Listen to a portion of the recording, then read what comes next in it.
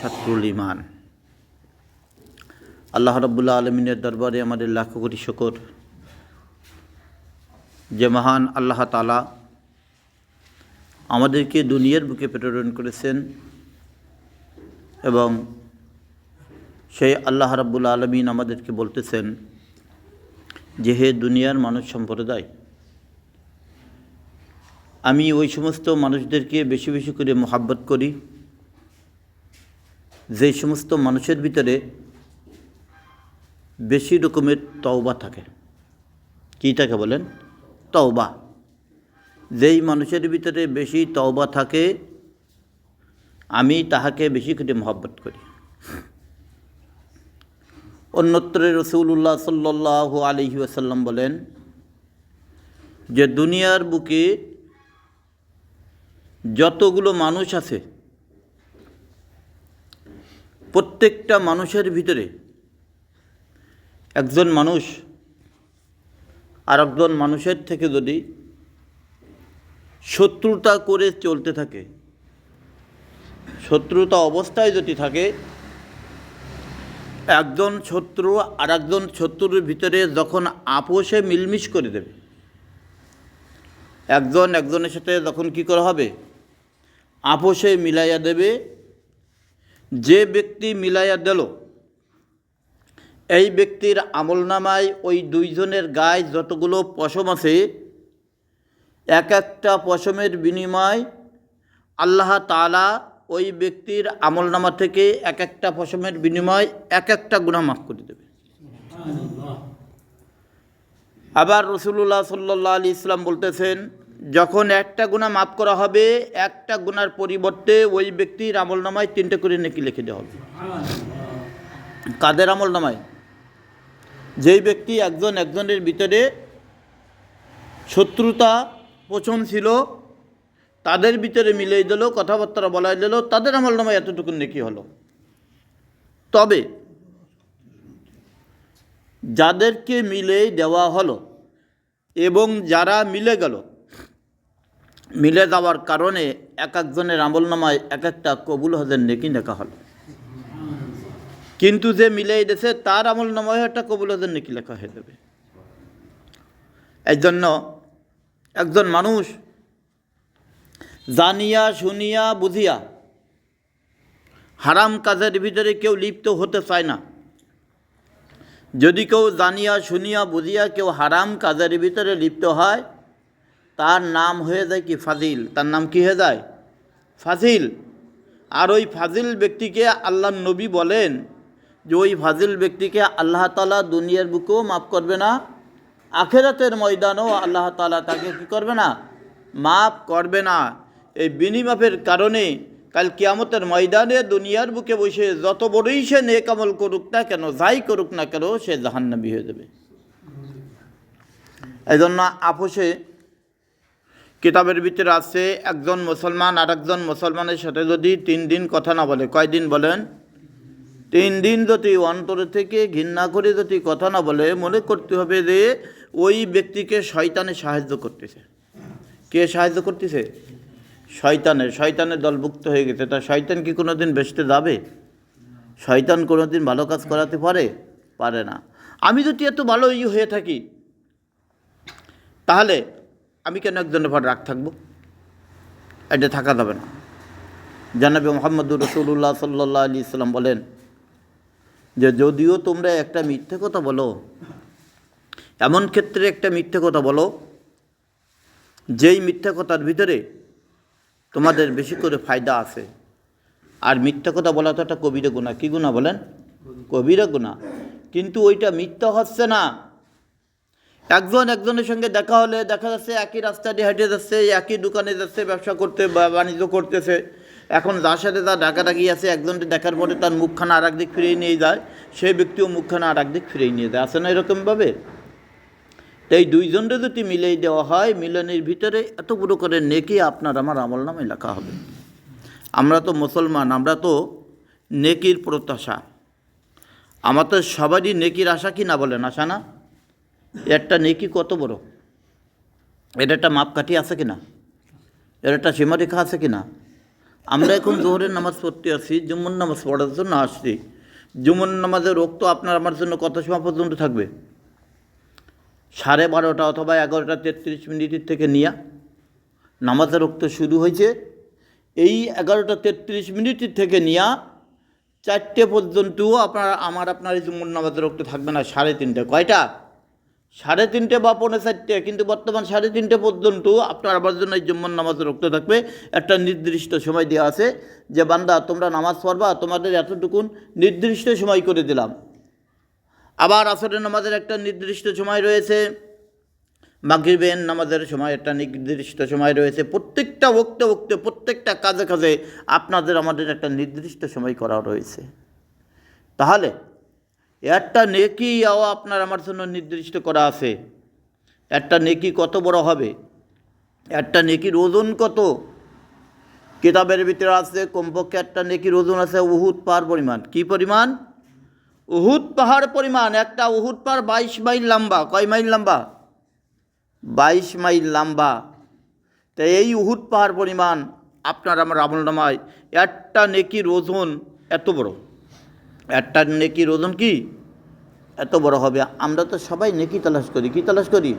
নেকি তালাশ করি। নেকি তালাশ করতে যাইয়া আমার আপনার ভিতরে বদি হয়ে যায়, খারাপি জিনিসটা হয়ে যাচ্ছে।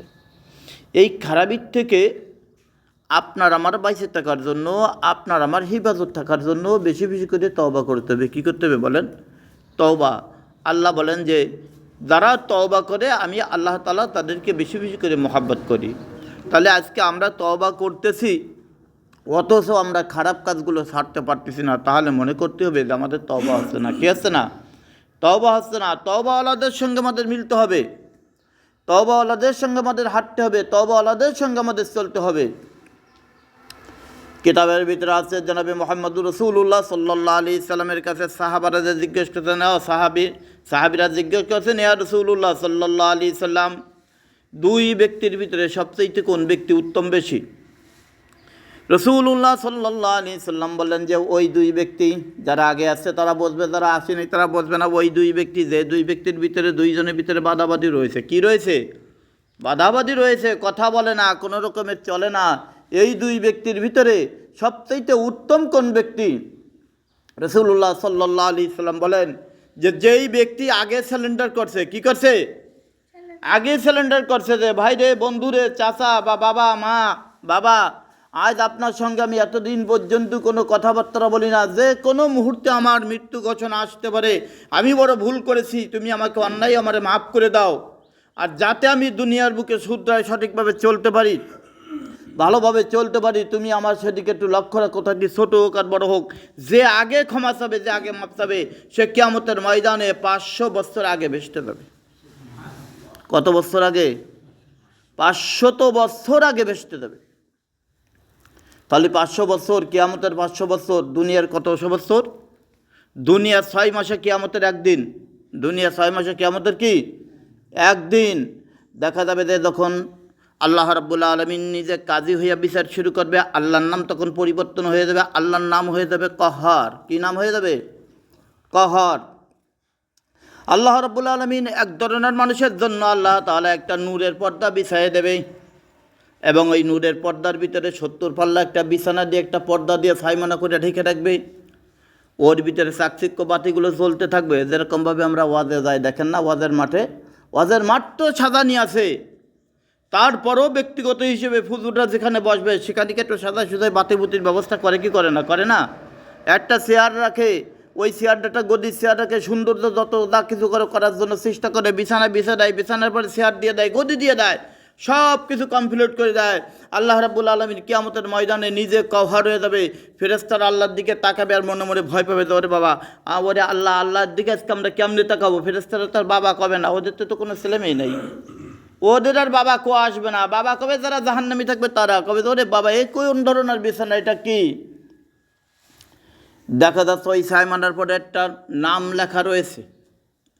যে ব্যক্তি দুনিয়ার বুকে স্যালেন্ডার করেছে, একজনের সঙ্গে রাগারাগি রয়েছে, ফস্টাফস্টি রয়েছে, মারামারি রয়েছে, কাটাকাটি রয়েছে, ওই ব্যক্তির নামে একটা সাইমানা লেখা হয়ে গেছে। আর ওখানে লেখা রয়েছে, আল্লাহ রাব্বুল আলামিন নিজে কুদরতি হাতে দ্বারা লিখে রাখবে, আজ আমি আল্লাহ রাব্বুল আলামিন কিয়ামতের ময়দানে আমি একটা সাইমানা তানাই রেখেছি, আমি একটা মঞ্চ করে রেখেছি, এই মঞ্চটা আছে অমুকের ছিল অমুকের জন্য। আজকে তার আমি কহার আমার সম্মুখে আসা লাগবে না। ও ফেরেশতারা, তাকে দিয়ে ধরো এবং তাকে আনো, আবে কৌসারের পানি থেকে তাকে গোসল করায় দাও এবং আবে কৌসারের পানি তাকে খাওয়াই দাও, পান করাই দাও। আর কিয়ামতের ময়দানে জীবনে কোনো দিন তার কোনো পানির পিপাসা লাগবে না, ওর ভিতরে ঢুকাই দাও। যখন নাকি ওই খাস পর্দার ভিতরে ঢুকবে, ঢোকার পরে ওখানে যে বলবে ফেরেশতারা, আল্লাহ বলে নাকি কিয়ামতের ময়দানে কহার থাকবে, আল্লাহ আমার হিসাব নেবে, নিকাশ নেবে। আমি তো মাঝে মধ্যে নামাজ পড়েছি, মাঝে মধ্যে পড়ি নাই, আমি মাঝে মধ্যে মিথ্যা কথা বলেছি, মাঝে মধ্যে মিথ্যা কথা বলি নাই, আমি মাঝে মধ্যে ওলামাদের সঙ্গে মিশেছি, আমি ওলামাদের সঙ্গে মিশি নাই। ও ফেরেশতারা, আজকে আমার এখানে না আটকায় দেখেছো, আমি এখানে বসে বসে দেখতেছি ভালো ভালো ওলামাই কেরাম আল্লাহর ওলিরা তারা আজকে হিসাব দিচ্ছে, আমার হিসাব নেবে না কেন? তখন ফেরেশতারা আল্লাহর কাছে বলবে, আল্লাহ তোমার বান্দা হিসাবে গড়াই দেওয়ার জন্য হচ্ছে প্রস্তুত, সে তোমার ওই কাঠ গড়া যাবে। আল্লাহ তাআলা ডাক দিয়ে বলবেন, ও ফেরেশতারা, আমার ওই বান্দাকে বলে দাও যে এই ব্যক্তি দুনিয়ার বুকে শয়তানের সঙ্গে জেদ করিয়া, শয়তানের সঙ্গে যুদ্ধ করিয়া, দুইজনের ভিতরে আপোষ করার জন্য নিজে নিজে আগে যে স্যালেন্ডার করেছিল, আমি আল্লাহ রাব্বুল আলামিন তখন থেকে ওর গুনাহ মাফ করে দিয়ে তার জন্য আমি জান্নাতের ফয়সালা করে দিয়েছিলাম। কথাগুলো মানতে কিন্তু অতি কষ্ট, কথাগুলো মানার জন্য কি অতি কষ্ট। শয়তান তো লাগিয়েছে, শয়তান ওদের স্পিরিট আটকাচ্ছে যে খবরদার ওলামাদের কথা শুনবি না, ওটা হাদিস করেন কথা মানবি না, ওটা শোনা যাবে না, ওর দিকে যাওয়া যাবে না, খবরদার খবরদার শুনবি না। কিন্তু এতটুকুন যদি সামান্য তুমি একটু দ্বারা আমি আপনি যদি পদত্যাগ করতে পারি, কিয়ামতের ময়দানে কাঠ গড়ায় জীবনে কোনো দিন দাঁড়ান লাগবে না। বিনি হিসাবে তো ওই পর্দার ভিতরে ফেলা দেবে, পর্দার ভিতরে যে দেখবে যে বড় বড় গাড়ি, বড় বড় স্টিমার, হুরে গিলমানরা ওখানে বসে বসে গান গাছে, লা হাওলা ওয়ালা কুওয়াতা कैसा बशर है सूरते बुझी ना मगर धम तो नहीं है। ওর ভিতরে হুলে গিরমান ফেরেশতারা ওখানে বসে বসে গান গাচ্ছে আর ঘুরতেছে। আর ওই ব্যক্তি ওর ভিতরে ঢুকে দেখবে যে বাবা রে বাবা, এই কারা, এত শান শৌকাত, এত চাকচিক্য এর ভিতরে রয়েছে, তাহলে জান্নাতের ভিতরে কত কিছু থাকতে পারে। তখন জিজ্ঞেস করবে, এই তোমরা কারা? তারা 70 কাপড় পড়েছে, তাদের হাড়ের ভিতরে মগজগুলো চলতেছে, এটা দেখা যাবে। তখন বলবে যে আমরা তো হুরে গিলমান, আল্লাহ তাআলা আপনার জন্য আমাদেরকে সৃষ্টি করে রেখেছিল, আজ আমরা আপনার জন্য অপেক্ষায় ছিলাম, আপনি আজকে জান্নাতে আসছেন, আসেন, আজকে আপনার যত খেদমতগুলো আছে সব আমরা করব, এখন আর ফেরেশতা এখানে আসতে পারবে না। তাহলে আজ আমরা এত বড় নেকির থেকে কিন্তু আমরা মাহরুম থাকতেছি। কেন থাকতেছি? মাহরুম থাকার ভিতরেও কিছু কারণ রয়েছে। আমরা ইসলাম বুঝি না। কি বুঝি না? ইসলাম আমরা বুঝি না। হযরত হুযায়ফা রাদিয়াল্লাহু তাআলা আনহু, হযরত হুযায়ফা রাদিয়াল্লাহু তাআলা আনহুকে একবার রাসূলুল্লাহ সাল্লাল্লাহু আলাইহি সাল্লাম ইয়ামানের দিকে পাঠায় দিয়েছে, ইয়ামানের গভর্নর কাছে একটা চিঠি লিখে যে হুযায়ফা তুমি আসো, তুমিই পারবা, এই ইয়ামানের বাদশার কাছে নিয়ে আমার এই চিঠিটা পৌঁছে দেবা। চিঠির ভিতরে কী লেখা ছিল? যে হে ইয়ামানের সম্রাট, আমি মুহাম্মদ রাসূলুল্লাহ সাল্লাল্লাহু আলাইহি সাল্লাম আব্দুল্লাহর পোলা, আল্লাহর পক্ষ থেকে আমি নবী হয়েছি, আমার পর ওহী এসেছে, এই ওহীর বিনিময়ে তোমাকে আমি চিঠি দিয়ে দিলাম, তুমি এক আল্লাহ বলে আল্লাহকে স্বীকার করো। যখন হুযায়ফা রাদিয়াল্লাহু তাআলা আনহু চিঠিখানা নিয়ে ওনার কাছে পৌঁছে দিয়েছে, এনার একটু নিষেধ করেন যে ফক ফক করা যাবে না এখন নামাজের সময়, কয়ে দেন, ঠেলা দেন, ঠিক হয়ে যাবে না, বুঝবেন যে ঠিক আছে। তখন হুযায়ফা রাদিয়াল্লাহু তাআলা আনহু কী করলেন? ওখানে ছিল কাফের মুশরিকের দল, ওদের কাছে নিয়ে গেছে। নিয়ে যাওয়ার পরে হুযায়ফা রাদিয়াল্লাহু তাআলা আনহু চিঠিখান দিয়েছে। চিঠিখান দেওয়ার পরে তারপর ইয়ামানের গভর্নর পাইয়া 12 টুকরা করে ফেলেছে, টানি ছিঁড়ে ফেলেছে। 12 টুকরা, কয় টুকরা? 12 টুকরা করে এমনি ফেলে দিছে। হুযায়ফা রাদিয়াল্লাহু তাআলা আনহু চোখ দিয়ে পানিগুলো দরদর করে ছাড়তেছে আর পড়তেছে, আহারে, যেই চিঠিখানা আমি প্যাকেটের ভিতরে আনলাম না, আমার পকেটে আনলাম না, বুকের সঙ্গে জড়াই নিয়ে আসলাম, ওরে ইয়ামানের গভর্নর, বুঝতেই পারলি না, যাকে সৃষ্টি না করলি তুই গভর্নর, তুইও সৃষ্টি হতি না, আকাশ হতো না, জমিন হতো না, কোনো কিছু হতো না। আজ আমার নবীন নিজের হাতের লেখাটা তুই ছিঁড়িয়া দিলি রে, ও ইয়ামানের গভর্নর, তুই বুঝতে পারলি না। এরপরে উনি কাঁদতেছে আর ওই চিঠিখানা গোছাই গোছাই নিয়ে আসতেছে। চিঠিখানা আবার গোছাইয়া বুকের সঙ্গে জড়াইয়া উনি আবার মক্কার দিকে রওনা হয়েছে। যখন মক্কার দিকে রওনা হয়েছে, ওই গভর্নর দেখা ওনার সেনাবাহিনীদের এই সেনাবাহিনী আমার কাছে আসো। 3 জন সেনাবাহিনীকে সেট করছে যে তোমরা শক্তিশালী যারা আসো, যদি তোমরা এইখানটা যাইয়া আবদুল্লাহর পুরা মোহাম্মদ সাল্লাল্লাহু আলাইহি সাল্লামকে ওখান থেকে ধরে আনতে পারো, তোমাদেরকে 1250 করে দিনার দেওয়া হবে, আর 12টা করে লাল উট তোমাদেরকে উপহার করে দেওয়া হবে। তাকে ধরে নিয়ে আসতে হবে। ঠিক আছে, আমরা পারবো। শক্তিশালী 3 জনকে ফাটাইছে, গেছে। ওরা যায় ওখানে ওর ভিতরে ঢুকছে, হুদাইফার পিছনে পিছনে গেছে। হুদাইফা রাদিয়াল্লাহু তাআলা আনহু কী করছেন, সিটিকানা নিয়ে নবীর কাছে দিয়েছে। নবী করিম সাল্লাল্লাহু আলাইহি সাল্লামের কাছে তখন দেয়, হুদাইফার চোখ দিয়ে পানিগুলো পড়তেছে দর দর করে। হযরত উমর রাদিয়াল্লাহু তাআলা দেখেন, হযরত আলী রাদিয়াল্লাহু তাআলা দেখতেছে, অনেকগুলো সাহাবীরা ওখানে আছে, খালিদ বিন ওয়ালিদ ওখানে আছে। এইবার যখন সিটিখানা দেশে দেওয়ার সঙ্গে সঙ্গে চোখের পানি দেখছে, আল্লাহ নবী তো বুঝতে পেরেছে। এবার হুদাইফা রাদিয়াল্লাহু তাআলা আনহু বলতেছেন, ইয়া রাসূলুল্লাহ সাল্লাল্লাহু আলাইহি সাল্লাম, ইয়ামানের গভর্নরের কাছে যখন সিটি দিলাম, সে 12 টুকরা করে ফেলেছে, একখানে সিটিও সে ফেলল না। যখন নাকি শুনছে মুহাম্মদ রাসূলুল্লাহ সাল্লাল্লাহু আলাইহি সাল্লাম সিটি প্রেরণ করছে, এই জন্য সিটিটা ছিঁড়ে ফেলেছে। জানাবে মুহাম্মদ রাসূলুল্লাহ সাল্লাল্লাহু আলাইহি সাল্লাম হুদাইফা রাদিয়াল্লাহু তাআলা আনহুকে বললেন, হুদাইফা, চোখের পানির কোনো প্রয়োজন নেই, তুমি জেনে রাখো, সাহাবীরা তোমরা জেনে রাখো, ওই ইয়ামানের গভর্নরকে আল্লাহ রাব্বুল আলামিন 12 টুকরা করে দুনিয়ার থেকে প্রতিশোধ না নেওয়া পর্যন্ত সে মারা যাবে না। তখন ইয়ামানের গভর্নর তো ওই দুধ ফাটাই দিয়েছে, সৈনিক ফাটাই দিয়েছে, লস্কর ফাটাই দিয়েছে, মোহাম্মদকে ধরে আনতে হবে। মোহাম্মদ সাল্লাল্লাহু আলাইহি সাল্লামের কাছে যে বলতেছে যে আমরা 3 জন আসছি আপনাকে ধরে নেওয়ার জন্য। যেখানে উমারের মতন লোক দাঁড়ানি রয়েছে, উমার রাদিয়াল্লাহু তাআলা একজনের মাথায় হাত দিয়ে বসে, তুই উমারের নাম শুনছিস? ওমর ইবনে খাত্তাবের নাম শুনছিস? বলে হ্যাঁ শুনছি। কথা আমি সেই উমার। কী কথা বলিস, সাবধানে বলিস। হযরত আলী রাদিয়াল্লাহু তাআলা আনহু বলতেছেন, কী বলিস, সাবধানে বলিস, আমি কিন্তু শেরে আলী। এরকম সব সাহাবীরা রাসূলুল্লাহ সাল্লাল্লাহু আলাইহি ওয়াসাল্লাম আসতে চোখ পাক্কায় বললেন, উমার চুপ থাকো, কথা বলতে পারবো না। উমার রাদিয়াল্লাহু তাআলা আনহু চুপচাপ, আর কথা বলিনি, কোনো সাহাবী বলিনি। এবারা ওনরা তো ধরে আনা থাক দূরের কথা, থরে কম্প উঠে গেছে ভয়তে। এখন যাত্রীবাল্লি বাসে ভিক্ষে সিনেমাকে কুত্তো ঠিয়াও, এবার চলে যাত্রীবাল্লি বাসে আস্তে ওখান থেকে বাইরে চলে আসছে। ওটা যখন আস্তে আস্তে যাইতে যাইতে যখন ইয়ামানে চলে গেছে, দূর থেকে শোনে ইয়ামানের গভর্নরকে তার নিজের ছেলে তাকে কাটিয়ে টুকরা করে 12 ভাগ করে বস্তার ভিতরে ফেলে তাকে জলে ফেলে দিয়েছে। তখন ওই 3 জন কাছে আর সামনে যাব না, চল আমরা বড় ভুল করেছি। যেই আল্লাহ নবী মুহাম্মদ রাসূলুল্লাহ সাল্লাল্লাহু আলাইহি সাল্লামকে ধরার জন্য আমাদেরকে ফাটাই দিছিল, চল আমরা এখন ফিরে যাই আব্দুল্লাহর পোলা মোহাম্মদের কাছে, আমরা ঈমান এনে সেখান থেকে আমরা মুসলমান হয়ে আসি। একজন একজনের সঙ্গে পরামর্শ করে তারা তখন ওখানে ফিরে চলে আসলেন। আসার পরে তারা মুসলমান হয়েছে। আল্লাহর নবী বললেন, জুমার এখন কি হলো?